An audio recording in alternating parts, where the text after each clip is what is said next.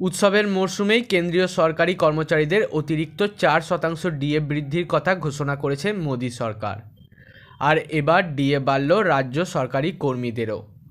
দীর্ঘ প্রতীক্ষার পর কর্মচারীদের ডিএ বাড়ানোর বিজ্ঞপ্তি দিল সরকার। সরকারের এই পদক্ষেপে যথেষ্ট খুশি রাজ্য সরকারি কর্মচারীরা।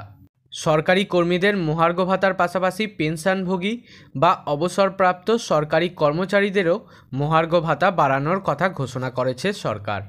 শুধু তাই নয়, এরিয়ার বা বকেয়া টাকাও দেওয়া হবে বলেও জানানো হয়েছে।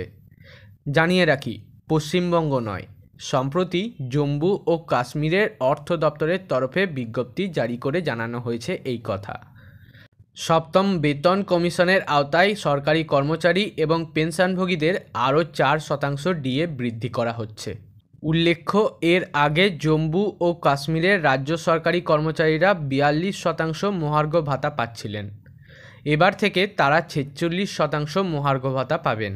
প্রসঙ্গত, এর আগে 42% হারেই ডিএ পেতেন কেন্দ্রীয় সরকারি কর্মীরা, আর সম্প্রতি তা 4% বেড়ে হয়েছে 46%। জম্মু কাশ্মীরের অর্থ দপ্তরের তরফে বিজ্ঞপ্তি দিয়ে জানানো হয়েছে 2023 সালের জুলাই মাস থেকে সরকারি কর্মচারীরা বর্ধিত হারে ডিএ পাবেন, আর তারা জুলাই, আগস্ট, সেপ্টেম্বর, অক্টোবর এবং নভেম্বরের বকেয়া টাকাও পাবেন জম্মু কাশ্মীরের সরকারি কর্মচারীরা। ওদিকে শোনা যাচ্ছে শীঘ্রই 5% মহার্ঘ ভাতা বাড়তে চলেছে কেন্দ্রীয় সরকারি কর্মচারীদের। এই নিয়েই কার্যত শোরগোল পড়ে গিয়েছে। প্রসঙ্গত, সম্প্রতি 5 রাজ্যের বিধানসভা ভোটের ফলাফল সামনে এসেছে, যাতে যথেষ্ট ভালো ফল করেছে বিজেপি। আর এই আবহেই আচমকা ডিএ বা মহার্ঘ ভাতা বাড়ার জল্পনা শুরু হয়ে গিয়েছে। ডিসেম্বর মাস প্রায় শেষ। আগামী বছর জানুয়ারিতেই ফের কেন্দ্রীয় সরকারি কর্মচারীদের মহার্ঘ ভাতা বাড়ছে। বিভিন্ন সূত্রে খবর, 2024 সালের জানুয়ারিতে কেন্দ্রীয় সরকারের কর্মচারীদের ডিএ প্রায় 5% বাড়ানো হতে পারে। যদিও মনে করা হচ্ছে এই বিষয়টি আরও পরিষ্কার হবে সর্বভারতীয় মূল্যসূচক সামনে এলে।